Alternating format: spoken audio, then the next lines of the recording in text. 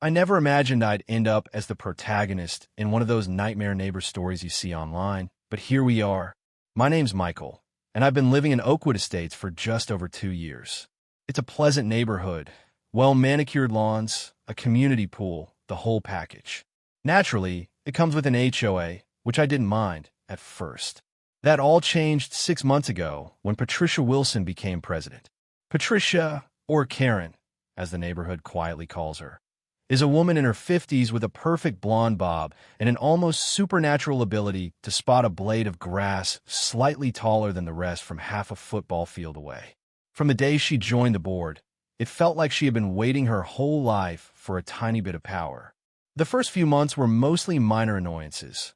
My trash cans were left out 12 minutes too long, my holiday lights stayed up 2 days past January 6th, and my mailbox wasn't painted the exact shade of Oakwood beige. I complied, mostly, though I admit I procrastinated a bit just despite the condescending tone of her letters. Each note started with the same reminder. Per Section 4.3 of the bylaws that you signed when purchasing this property, as if I'd sold a piece of my soul along with my 3-bedroom ranch. Everything escalated last month when I decided to refresh my front yard landscaping. Nothing drastic, just replacing dying shrubs with native plants that required less water. I submitted the appropriate forms to the architectural committee, waited the required 14 days, and received no objections. Confident in the bylaws, I began planting a beautiful desert willow. That's when I heard the telltale sound of scented indignation approaching. Patricia stood at the edge of my yard, arms crossed, designer sunglasses perched like a crown. "Excuse me," she said, sweet enough to make your teeth ache, "but the board has not approved these modifications." I stood, brushed off the dirt, and smiled professionally. I deal with difficult clients daily. Patricia was just another problem to solve. "Actually," I said calmly, "I submitted the forms over 2 weeks ago. By the bylaws, if I don't get a response within 14 days, the request is automatically approved." Her face twitched. I don't recall seeing any such request. I handed her the folder I'd kept on my porch, date stamps clearly visible. Submitted to Roger on the committee. Signed right here. She scanned it, mouth tightening. "Well, this form is outdated. We've been using new landscaping request forms since last month." This was news to me. No newsletter, no emails, nothing. "It was mentioned at the last meeting, which you didn't attend," she said triumphantly. "All of this must be removed until you submit the proper paperwork." I stayed calm. "Patricia," I followed the process as communicated. "The plants are already purchased and half-planted. Could we reach a compromise? I'll fill out the new form retroactively." "Rules are rules, Michael," she said dismissively. "Remove these plants by tomorrow, or you'll be fined $50 per day." That night, I completed the nearly identical new form, paid the higher filing fee, and emailed it to the entire architectural committee, including Patricia. I BCC'd my neighbor Tom, a real estate attorney who's also had his run-ins with her. The next morning, I left early for a client meeting. Returning that evening, something felt off. No water. I checked the kitchen, then the bathroom. Still nothing. Stepping outside, I noticed Patricia and another board member, Gerald, hurrying away from the side of my house. The water access point had been tampered with and shut off. No notice, no warning, no reason. I took pictures and turned it back on myself. I marched to Patricia's door. She greeted me with a fake sweetness. "Can I help you, Michael? Did you shut off my water?" I asked evenly. She blinked innocently.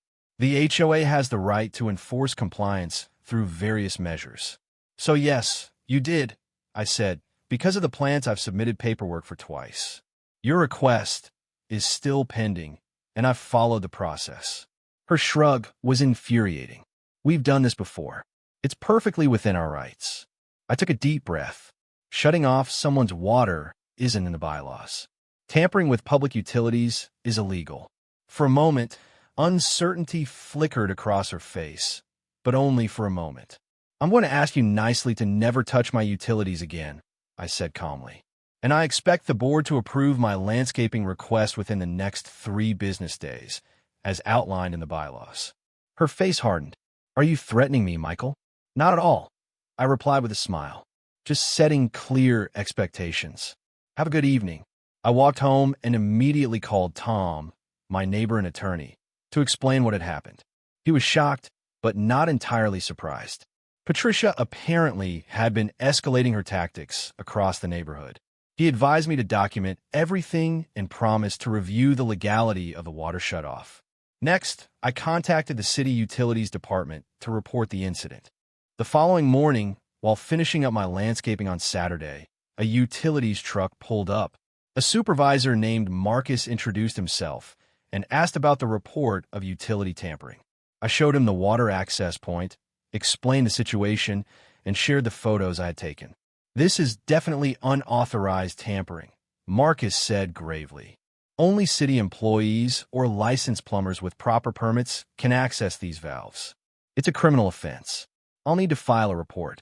Just then, Patricia emerged from her house, looking concerned, though perfectly coordinated in designer activewear, despite the early hour. "What's going on here?" she demanded, her tone authoritative. Marcus straightened. "Ma'am, we're investigating unauthorized tampering with the city water supply. Are you the homeowner?" "I'm Patricia Wilson, president of the Oakwood Estates HOA," she announced, as if that title carried legal weight over city regulations. "We have authority to enforce community standards." Marcus looked unimpressed. "No homeowners association has authority over public utilities. This is a matter of public safety and strictly regulated by city ordinance. Did you, or someone from your association, shut off this water?" Patricia hesitated. "We were simply enforcing compliance." "Yes or no? Please," Marcus interrupted firmly. "Well, yes," she admitted. Marcus pulled out a formal citation. "You are being issued a citation for utility tampering. This carries fines up to $1,000 and possible criminal charges. I'll need identification." Patricia's face went through every stage of emotion: shock, disbelief, anger, and finally panic. "This is ridiculous. We've done this before to handle violations." "Then there may be multiple violations to investigate," Marcus noted, recording everything. "I'll need names and documentation of other incidents." Turning to me, she hissed, "This is your fault. You're just being difficult on purpose." I shrugged. "I'm just following the rules, Patricia. The actual legal ones." By that afternoon, the neighborhood was buzzing. I received texts from neighbors I barely knew. Patricia had been cited, and Gerald, her accomplice, had received one as well. The city began investigating similar incidents Patricia had casually admitted to. 3 days later, I received a formal notice from the HOA board, minus Patricia, informing me that my landscaping request had been approved. The new form requirement had been suspended due to improper implementation, and there was an apologetic note regarding the water shutoff incident. The following weekend, an emergency HOA meeting was called, attended by nearly every homeowner. The board announced that Patricia had resigned as president after being officially charged with utility tampering, trespassing, and multiple state property law violations. She faced over $5,000 in fines and legal fees, plus potential community service. As the meeting ended, I spotted Patricia entering the clubhouse, clearly intending to defend herself. Our eyes met, and for a moment I almost felt pity, but she marched straight toward me, face red with anger and embarrassment. "Happy now?" she demanded, voice shaking. "I've lost my position. I'm facing charges, and my reputation is ruined. All because you couldn't follow simple HOA rules about plants." Before I could respond, Tom stepped between us. "Patricia, as Michael's legal counsel, I advise you not to make any potentially defamatory statements. The consequences you're facing are a direct result of your illegal actions, not his landscaping choices." Patricia opened and closed her mouth like a fish out of water, glanced around at the crowd of neighbors seeking support, but found only awkward stares and a few smirks. Without another word, she stormed out, slamming the door behind her, a perfect punctuation to her dramatic fall.